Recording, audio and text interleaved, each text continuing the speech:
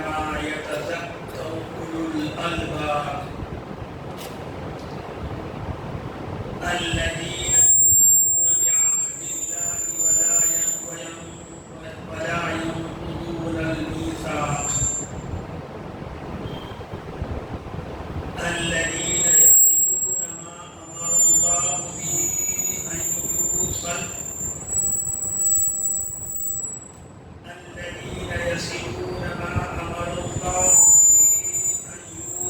ويخشون ربهم ويخافون سوء الحساب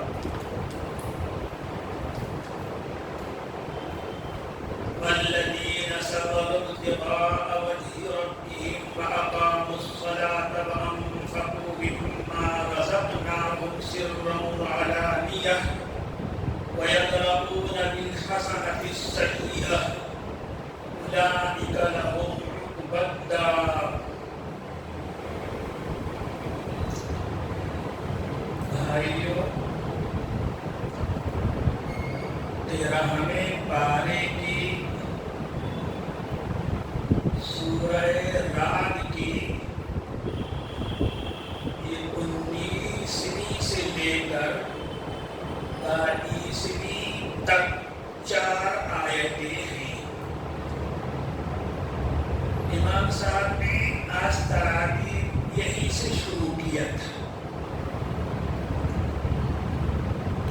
آپ کے سامنے میں ان آیتوں کا ترجمہ کرتا ہوں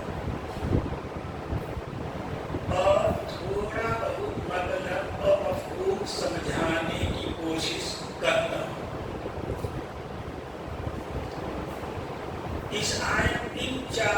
ان آیتوں کے پہلے جو 18 نمبر کی آیت ہے، اللہ پاک نے اس میں 2 طرح کے انسانوں کا ذکر کیا ہے. کون؟ ایک وہ انسان ہے جو اللہ کو مانتے ہیں اور اللہ کی باتوں اور ان کے حکموں کو بھی مانتے ہیں. تو اللہ پاک نے ان کے لیے کہا تھا یوم الحسن، ان کے لیے جنت ہے. اور دوسرے وہ انسان ہیں جو اللہ کو نہیں مانتے. والذین لم یستجیبوا لہ، وہ انسان جو اللہ کو نہیں مانتے، اللہ کے حکموں کو نہیں مانتے. 2 طرح ہو گئے. ایک وہ لوگ ہو گئے، انسان ہو گئے جو اللہ کو مانتے ہیں، اللہ کے حکموں کو مانتے ہیں. ایک وہ لوگ ہو گئے جو اللہ کو بھی نہیں مانتے اور اس کے حکموں کو بھی نہیں مانتے. ان دوسرے لوگ جو اللہ کو نہیں مانتے، اللہ پاک نے ان کے بارے میں کہا کہ قیامت میں ان کا سخت حساب ہوگا، سخت پکڑ ہوگی. یہاں تک کہ ان کے پاس اس دنیا میں زمین، جائیداد، دولت، خزانہ جو بھی ہے وہ، اور اس کے علاوہ دنیا میں جو بھی ہے سب دے کر کے بھی اس سخت عذاب سے، اللہ کے گرفت سے بچنا چاہے تو بچ نہیں سکتے. یہ 18ویں آیت کا مضمون ہے جو اس کے پہلے. آگے جو آیتیں میں نے پڑھی اور اس کے بعد والی آیتوں میں اللہ پاک نے اپنے ماننے والوں کی صفت بھی بتائی اور نہ ماننے والوں کی صفت بھی بتائی کہ میرے ماننے والے کیسے ہوں گے، ان کی کیا کیا صفتیں ہوں گی. اللہ پاک نے یہ بھی بیان کیا. ان 4 آیتوں میں یہی کا بیان ہے. اور جو میرے نہیں ماننے والے ہیں ان کی صفتیں کیا ہوں گی، اللہ پاک نے وہ بھی بیان کیا ان آیتوں کے بعد. ان کا نمبر عالی نہیں ہے. تو بہرحال اس میں یہ مضمون ہے آیت سمجھو. افمن یعلم، بھلا کیا، بھلا جو شخص کی، جو انسان کی، بھلا جو شخص اور جو انسان کی جانتا ہے، مانتا ہے کہ محمد صلی اللہ علیہ وسلم پہ ان کے رب کی طرف سے جو بھی اتارا گیا ہے، جو بھی بھیجا گیا ہے، وہ حق ہے، وہ سچ ہے، صحیح ہے. جو کچھ بھی محمد صلی اللہ علیہ وسلم کے پاس اللہ نے بھیجا ہے، اتارا، سب سچ ہے، سب حق ہے. جو پڑھے لکھے لوگ ہیں، عالم ہیں، تھوڑی سمجھ رکھتے ہیں، وہ جانیں گے کہ اس ٹکڑے کے اندر ایمان کو بیان کیا گیا ہے. علم دو طرح کا ہوتا ہے. ایک علم تکذیبی کہ ہم نے جانا جھٹلا دیا، اور ایک علم تصدیقی کہ جانا اور پھر مان لیا. یہاں یعلموں میں علم تصدیقی مراد ہے، علم تصدیقی مراد ہے، اور لفظ حق اس کی دلیل ہے. لفظ حق اس کی دلیل ہے. کیا مطلب ہے اس کا؟ جو شخص یہ جانتا ہے اور مانتا ہے کہ محمد صلی اللہ علیہ وسلم کے پاس، اللہ کے پاس سے جو بھی آیا ہے سب حق ہے. تصدیق ما جاء به النبی صلی اللہ علیہ وسلم، یہ آیت میں بیان ہے. آگے کہتے ہیں اللہ تعالیٰ کمن وأعمى، بھلا یہ شخص ایسے انسان کی طرح ہو جائے گا جن کا دل بھی اندھا ہے، جس کا دل اندھا ہے. جب دل اندھا رہے گا یعنی کھوپڑی میں عقل نام کی کوئی چیز نہیں ہے، بصیرت نہیں ہے، آنکھیں سلامت ہیں، دیکھ رہی ہیں، لیکن دل کی آنکھیں اندھی ہو چکی ہیں. لا تعمل الابصار ولكن تعمل القلوب التي في الصدور. آنکھیں اندھی نہیں ہوتی، سیلوں کے اندر جو دل ہے وہ اندھا ہو جاتا ہے.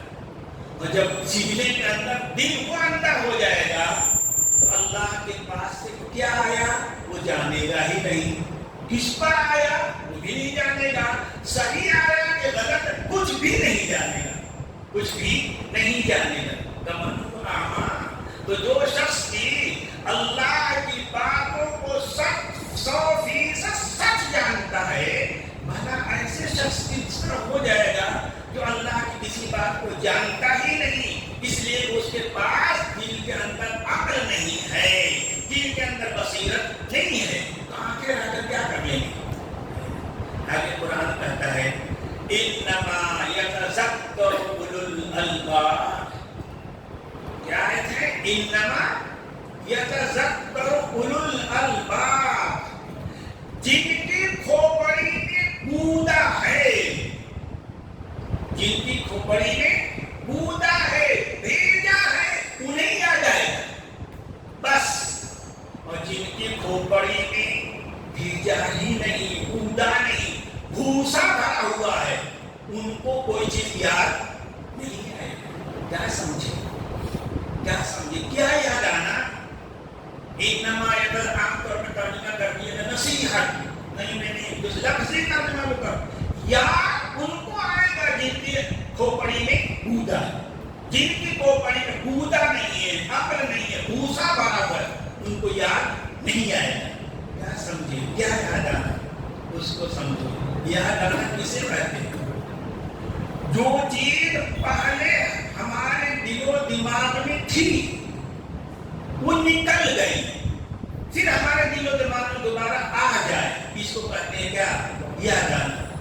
یا چیز، وہ چیز ہمارے دل و دماغ میں پہلے تھی لیکن کسی وجہ سے کیا ہو گئی، وہ نکل گئی، پھر یاد آ گئی، اس کو کہتے ہیں یاد آنا. اس کو عربی میں کہتے ہیں تذکر، یاد آنا.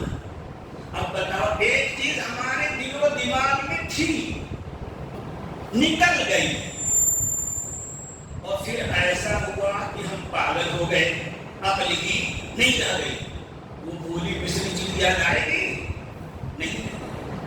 اس کو اللہ پاک کر رہے ہیں کہ بھولی بسری چیز جو تمہارے دل و دماغ سے نکل چکی ہے وہ تو اسے یاد آئے گا جس کے پاس کھوپڑی میں عقل ہو، اور جس کے پاس عقل ہی نہ ہو اس کو وہ چیز کیسے یاد آ جائے گی؟ اب وہ کیا چیز بھول گئی، کیا چیز انسان بھول گیا جو اسے یاد آنی چاہیے؟ اللہ اکبر، اللہ پاک کو جب انسان کو پیدا ہوا کرنا ہوا، آدم علیہ السلام کو پیدا کیسے کو معلوم ہے؟ جنت میں تھے، پھر جب ایک چوک اور مسافرت کی وجہ سے وہ جنت سے نکالے گئے، ان کی اولاد بھی نکل گئی، اس پر اللہ پاک نے ایک وعدہ کیا تھا۔ اللہ پاک نے کیا کیا تھا؟ ایک وعدہ کیا تھا کہ میں تمہارے پاس اپنی ہدایت بھیجوں گا، اور اس ہدایت کو سمجھانے کے لیے نبی بھی بھیجوں گا، نبی بھی بھیجوں گا۔ یہ اللہ نے وعدہ کیا تھا۔ اب سمجھو اس وعدے میں اللہ کی ذات ہمارے دل و دماغ میں موجود ہے، اللہ کی صفت بھی ہمارے دل و دماغ میں موجود ہے، اللہ نے ہمارے سامنے کہا ہے کہ میں اپنی ہدایت، تورات، انجیل، جتنی کتابیں سب بھیجوں گا تمہارے پاس، اور ان کو سمجھانے کے لیے، ان پر عمل کر کے دکھانے کے لیے نبی بھی کیا کروں گا؟ بھیجوں گا۔ اب یہ بات کہ اللہ نے ہمیں پیدا کیا، اللہ نے دنیا میں ہمیں بھیجنے کے وقت ہم سے یہ وعدہ کیا کہ تمہارے پاس میں ہدایت بھیجوں گا، تمہارے پاس میں اپنی کتاب بھیجوں گا، اس کتاب کو سمجھانے کے لیے نبی بھی بھیجوں گا، ہے نا؟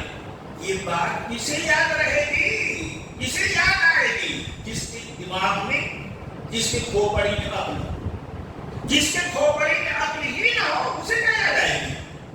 ہے نا؟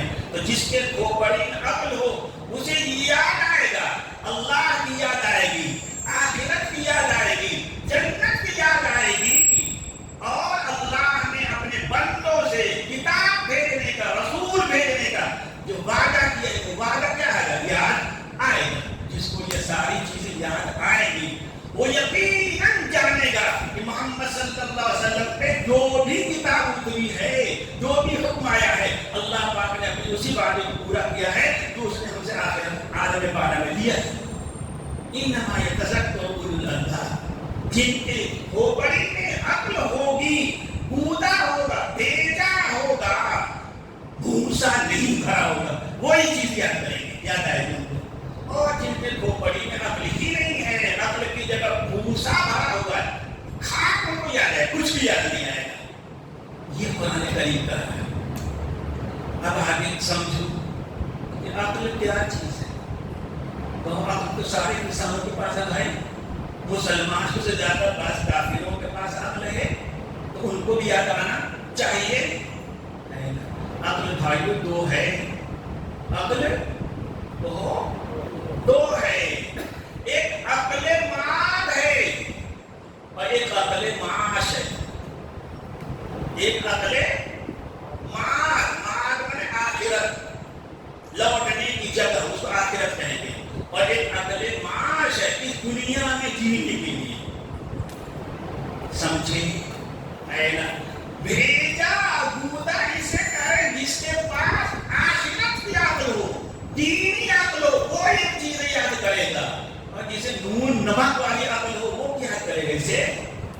ہے نا؟ تو اولو الالباب میں عقل سے مراد عقل ماد ہے، عقل دینی ہے، اور عقل ماد، عقل دینی یہی اللہ کی نعمت ہے، اور عقل معاش ہے نا؟ عقل معاش کا دنیا کو سمجھ، اور عقل ماد کے اللہ کو جانو، اللہ کو جانو، اللہ کی دین، اللہ کے جانو، اللہ کے احکام کو جانو، یہ کام ہے عقل ماد کا، ہے نا؟ اور دنیا کو جاننا، چاند کو پہچانا، سورج کو پہچانا، بجلی سے پانی سے کرنٹ پیدا کرنا، روشنی، یہ عقل معاش ہے۔ اس دنیا میں جینے کے لیے اللہ پاک نے عقل دے رکھی ہے۔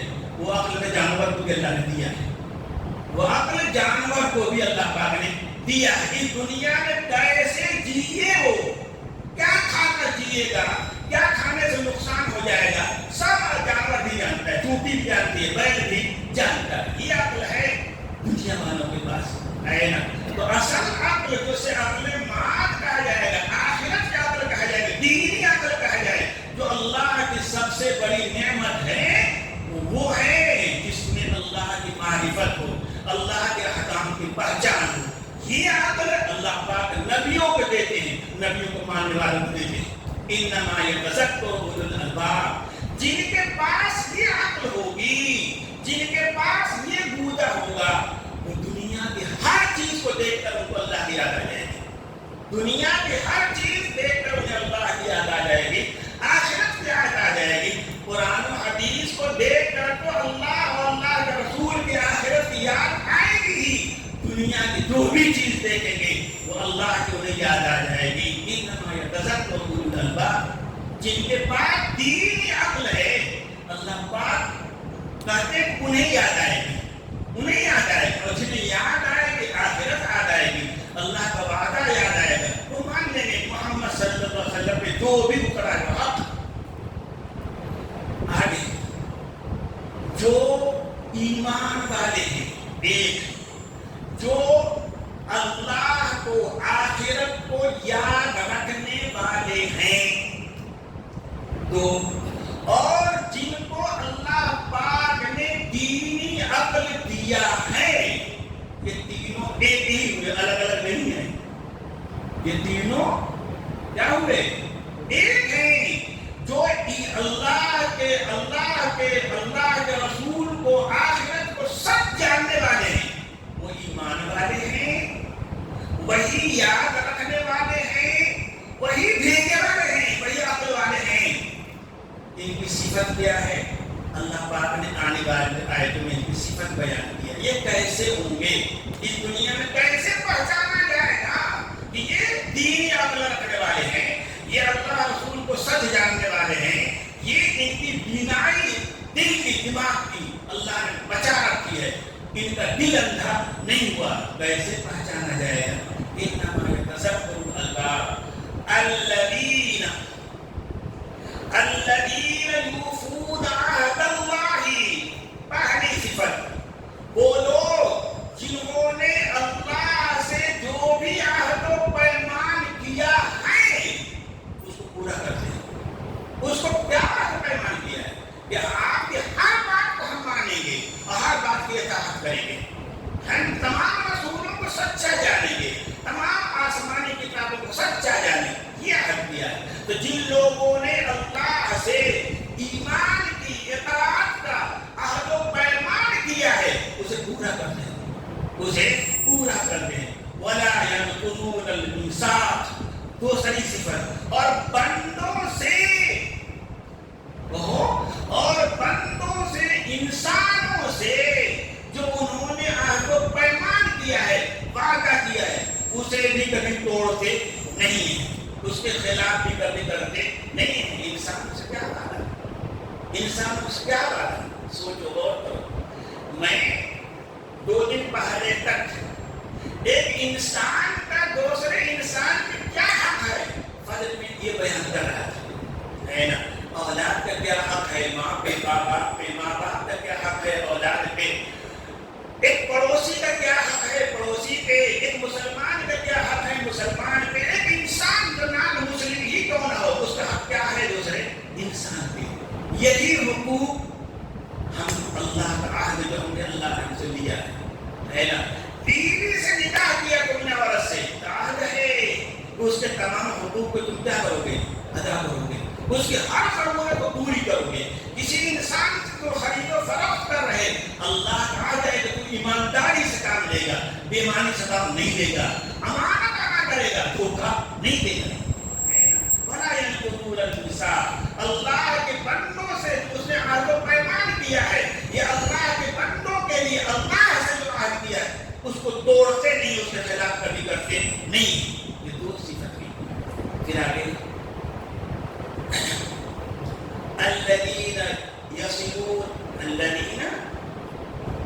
الذین یصلون ما امر اللہ به ان یوصل.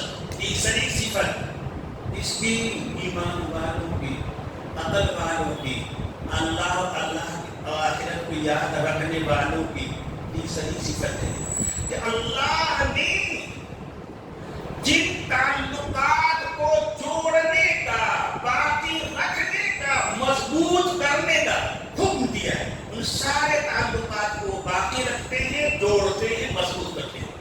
الذین یصلون ما امر اللہ به ان یوصل. اللہ پاک نے جو تعلقات بنائے رکھنے کا حکم دیا ہے، اللہ کے ساتھ جو تعلق ہونا چاہیے، رسولوں کے ساتھ جو تعلق ہونا چاہیے، ماں باپ کے ساتھ جو تعلق ہونا چاہیے، میاں بیوی کے درمیان جو تعلق ہونا چاہیے، سارے تعلقات جن کو اللہ پاک نے جوڑنے کا حکم دیا ہے وہ جوڑتے ہیں، بلکہ حق ادا کرتے ہیں.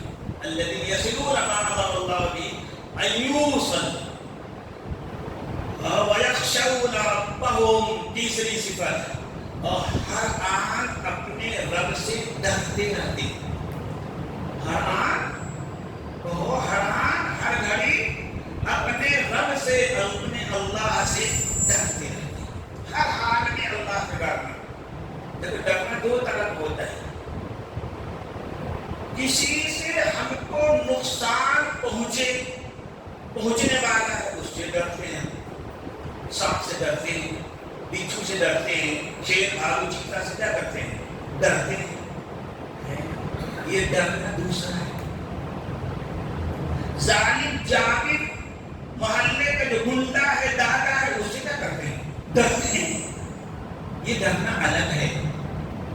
ایک ہے کہ بیٹا اپنے باپ سے ڈرتا ہے، بیٹا اپنی ماں سے ڈرتا ہے، باپ اور ماں اپنے بیٹے کا لحاظ کرتے ہیں، اپنی بیٹی کا لحاظ کرتے ہیں، میاں بیوی اس کا لحاظ کرتا ہے، شوہر بیوی شوہر کا لحاظ کرتی ہے. کیا مطلب؟ ایک ڈرنا تو ہوتا ہے ضرر کی وجہ سے، نقصان سے بچنے کے لیے ڈرنا ہوتا ہے، اور ایک ڈر ہوتا ہے عظمت کی وجہ سے، محبت کی وجہ سے.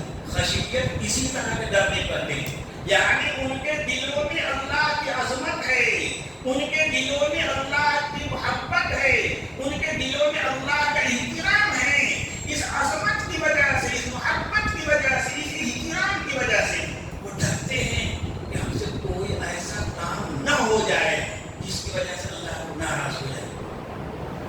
بیوی شوہر سے ڈرتی ہے کیا؟ کوئی ایسا کام نہ ہو جائے کہ میرا شوہر اس سے کیا ہو جائے؟ ناراض ہو جائے. شوہر بیوی سے ڈرتا ہے کس لیے؟ مارے گی نہیں، مارنے کا ڈر نہیں ہے، نہیں، اس کے مرضی کے خلاف کوئی بات ہو جائے گی تو روٹھ جائے گی. یہی نہ ڈرتا ہے. یہ پیار کا ڈرنا ہے، یہ محبت کا ڈرنا ہے. اسی طرح سے جن کے عقلوں میں بھیجا ہے، جو اللہ کی باتوں کو ماننے والے ہیں، وہ اللہ سے ڈرتے ہیں کہ اللہ پاک کہیں ناراض نہ ہو جائے. اللہ پاک عظمت ہے، دل میں محبت ہے، احترام ہے، اس کی وجہ سے ڈر پیدا ہوا ہے. آگے صفت ہے وَيَخَافُونَ سُوءَ الْحِسَابِ. اور قیامت کے دن جس برے حساب سے کافروں کو واسطہ پڑے گا، اس برے حساب سے ڈرتے ہیں، سخت حساب سے ڈرتے ہیں. کیا مطلب؟ حدیث میں آتا ہے، اللہ اکبر اللہ اکبر، حدیث میں آتا ہے کہ حضور نے فرمایا کہ اے عائشہ، کوئی آدمی اپنے عمل کی وجہ سے جنت میں نہیں جائے گا. کیا صرف اپنے عمل کے بلبوتے پہ جنت میں نہیں جائے گا جب تک اللہ کی رحمت اسے ڈھانپ نہ لے، اس وقت تک وہ جنت میں نہیں جائے گا. عائشہ صدیق پوچھتی ہے کہ مانتا ہے رسول اللہ، اللہ کا رسول، آپ بھی بغیر رحمت و خداوندی کی جنت میں نہیں جائیں گے؟ نہیں، میں نہیں. جب تک اللہ کی رحمت مجھے ڈھانپ نہیں لے گی، اس وقت تک میں بھی جنت میں نہیں جاؤں گا. کیا سمجھے؟ برا حساب کیا سمجھے؟ اللہ پاک حساب لینے لگے، اللہ پاک حساب لینے لگے، ایک ایک جز کو، ایک ایک لائن کو،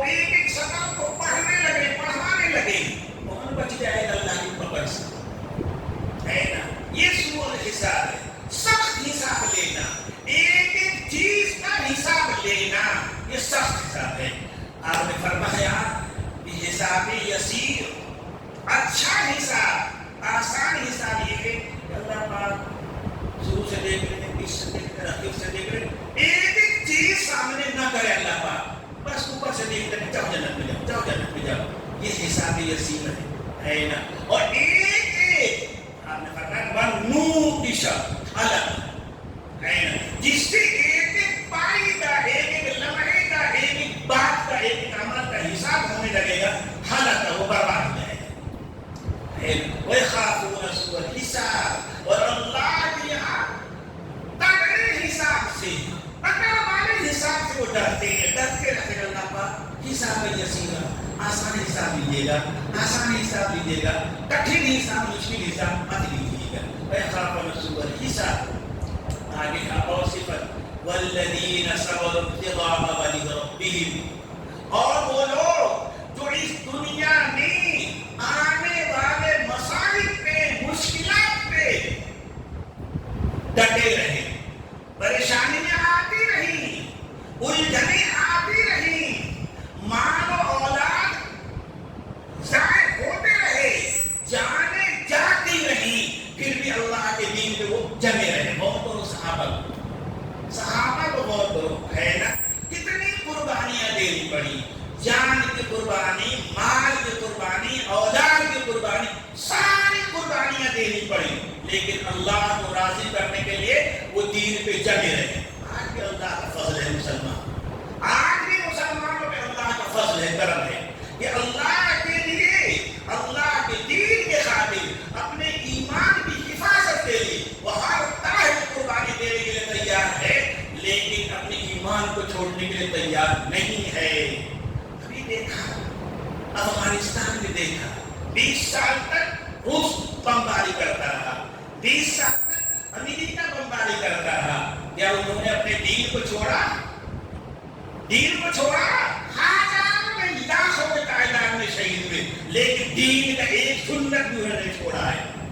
دیکھو عراق میں 10 سال سے بمباری ہوتی رہی, فلسطین میں ابھی تازہ ہے نا, ابھی تازہ ہے نا, 50,000 بچے, جوان, بوڑھے, عورتیں بمباری سے مار دی گئی, لیکن ان کے ایمان میں کہیں آیا کھوٹ, ان کے ایمان میں کہیں کمزوری آئی؟ آج بھی وہ بمباری کے بعد نکلتے, ہنستے مسکراتے, جشن کرتے ہوئے نکلتے. کیوں؟ اللہ اکبر. غزوہ احد کے موقع پہ سفیان نے کہا تھا, جو اس وقت کافروں کے لشکر کا سردار تھا, عمر کو مخاطب کر کے کہا تھا, اے مسلمان محمد, اے ابو بکر, اے عمر, یہ غزوہ بدر کا بدلہ ہے. ہم اس میں 70 آدمی قتل کیے گئے تھے, آج احد میں تم 70 آدمی شہید بدل کر دیے گئے. حضرت عمر نے کیا جواب دیا؟ واللہ قیامت تک کے مسلمانوں کے یاد رکھنا چاہیے کیا جواب دیا. نہیں اے اللہ کے دشمن, ہمارے مقتول اور تمہارے مقتول, ہمارے جو لوگ مارے گئے تھے, تمہارے جو لوگ مارے گئے تھے, لیسوا سوا, برابر نہیں ہے. قتلانا فی الجنت و قتلاکم فی النار, ہمارے لوگ جو قتل ہوئے وہ جنت میں سیدھے گئے, تمہارے لوگ جو مارے گئے وہ جہنم میں گئے, کیسے دونوں بار ہو جائیں گے؟ وَيَخَافُونَ سُوءَ الْحِسَابِ وَالَّذِينَ صَبَرُوا ابْتِغَاءَ وَجْهِ رَبِّهِمْ, ہر طرح کے حالات کو جھیلتے رہے. یہ اللہ اکبر, لمبی بات نہیں کرنا, وقت بھی میرے پاس نہیں بھائیو, لیکن ایسا نہیں کہ افغانستان میں ہوا ہے نا, فلاں جگہ ہوا, نہیں. ہندوستان کے مسلمان بھی جب ان کے دین و ایمان پہ بن آئی ہے تو انہوں نے ہر طرح کی قربانی کی ہے, لیکن اللہ کے رسول کو کبھی انہوں نے چھوڑا نہیں ہے. ابھی جب انگریز کی حکومت تھی, آزادی کی جنگ لڑی جا رہی تھی, 1857 کی بات ہے, اللہ اکبر ہے نا, جس کو غدر کہا جاتا ہے, کیا نہیں جانتے ہے نا, کہتے ہیں کہ دلی سے لے کر شاہجہاں تک, آگرہ تک, آگرہ تک کوئی ایسا پیڑ نہیں تھا جہاں کسی مسلمان یا عالم کی لاش نہ لٹکا دی گئی ہو. ہٹا مسلمان ایمان سے, آج اس کمزور دور میں بھی مسلمان توپ پہ باندھ کر کے ان پہ گولے چھوڑے جاتے تھے. واللہ تمہارے علماء پہ ہے نا, جس کو بڑی آسانی سے لوگ نشانہ بنا لیتے ہیں کہ عالم ایسے ہی ہوتا ہے. اللہ نہیں, ایسا نہیں ہوتا جیسا تم سمجھ رہے ہو ہے نا. توپ پہ باندھ کر کے گولے چھوڑے جاتے تھے. واللہ اس حالت میں فضا میں گوشت کے لوتھڑے اڑتے, خون اڑتا, اور ساتھ ساتھ نعرہ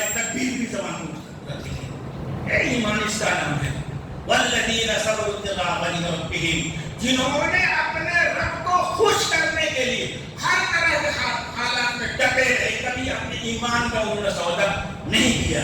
یہ صفت ہے مومنوں کی. والذین صبروا ابتغاء وجه ربهم، اور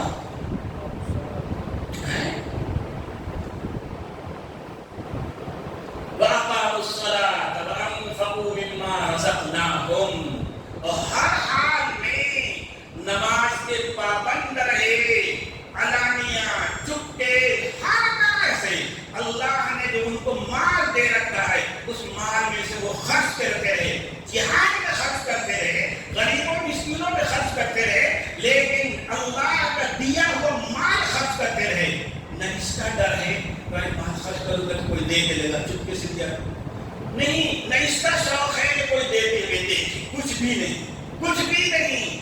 سامنے برابر خرچ کرنے کا وقت آیا تب بھی خرچ کیا، چپکے سے خرچ کرنے کا موقع آیا تب بھی. نہ اس کا ڈر ہے کہ دیکھ لیں گے تو پھنس جائیں گے، نہ اس کا آرزو کہ کوئی دے کے ہماری واہ واہ کرے، کچھ بھی نہیں. وَأَنفَقُوا مِمَّا رَزَقْنَاهُمْ سِرًّا وَعَلَانِيَةً. آگے وَيَدْرَؤُونَ بِالْحَسَنَةِ السَّيِّئَةَ، اور اگر کوئی انسان ان کے ساتھ غلط سلوک کرتا ہے، برا سلوک کرتا ہے، تو ایمان والوں کی پہچان یہ ہے کہ اس کے ساتھ وہ اچھا سلوک کرتے ہیں. برائی کا بدلہ برائی سے نہیں دیتے، برائی کا بدلہ بھلائی سے دیتے ہیں. یہ ایمان والوں کی شان ہے. آگے فرماتے ہیں اللہ پاک کہ اہل ایمان کی یہ 10 صفتیں اللہ پاک نے گنائی ہیں. فرمایا اللہ پاک نے انہی کے لیے دار آخرت اصلی گھر کا بہتر انجام ہے. یہ ان کے لیے حساب یسیر ہے، ان کے لیے اللہ کی جنت ہے، ان کے لیے اللہ کی ساری نعمتیں ہیں. وآخر دعوانا الحمدللہ رب العالمین. اللهم انت السلام ومنك السلام تبارك يا ذا الجلال والاكرام. اللهم صل على سيدنا محمد وعلى آل سيدنا محمد وبارك وسلم. الہ العالمین، ہمارے دل میں ایمان کو مضبوط کر دیجئے. الہ العالمین، ہمیں اللہ رسول کے ان کی کتابوں پہ آخرت پہ پکا یقین عطا کر دیجئے. الہ العالمین، ہم کو سچا پکا مسلمان بنا دیجئے. الہ العالمین، ہمارے دلوں میں آخرت کو یاد دلا دیجئے، اپنے اللہ کو یاد دلا دیجئے، اللہ کی کتابوں کو، اللہ کے رسولوں کو یاد تازہ رکھیے. الہ العالمین، ہم آپ کے ہر حکم کو پورا کرنے والے بن جائیں. آپ نے جن چیزوں سے منع کیا ہم ان سے بچنے والے بن جائیں. الہ العالمین، ہمیں نماز کی پابندی عطا کر دیجیے. اپنے راہ میں اپنی وسعت کے مطابق ہمیں خرچ کرنے کی توفیق بھی دے دیجیے. الہ العالمین، قیامت میں ہمیں برے حساب سے بچا دیجیے. الہ العالمین، ہمارے لیے جنت کے دروازے کھول دیجیے، جہنم سے ہمیں بچا